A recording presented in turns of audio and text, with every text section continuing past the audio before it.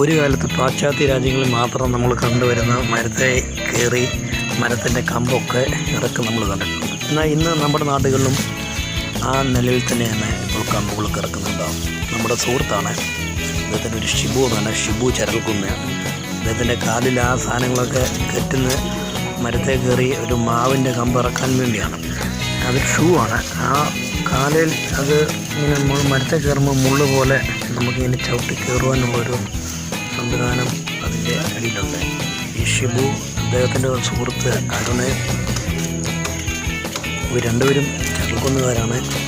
എത്ര ഉയരത്തിലുള്ള കമ്പുകൾ വേണമെങ്കിലും ഇവർ മുറിച്ച് തരും. ഇവരുടെ കോണ്ടാക്റ്റ് നമ്പർ ഞാൻ എൻ്റെ ഡിസ്ക്രിപ്ഷനിൽ ഇടുന്നതായിരിക്കും.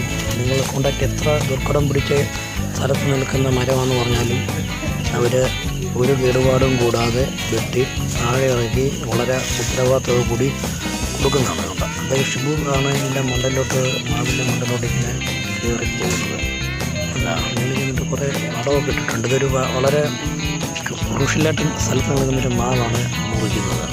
അതിലൊരു സേഫ്റ്റി ബെൽറ്റ് ഉണ്ട്, അരയിലൊരു ബെൽറ്റുണ്ട്. ആ ബെൽറ്റ് അവരുടെ കമ്പിൽ കെട്ടിയതിന് ശേഷമായിട്ട് വളരെ സേഫ്റ്റി ആയിട്ട് നിന്നാണ് ഈ മരമൊക്കെ മുറിക്കുന്നത്.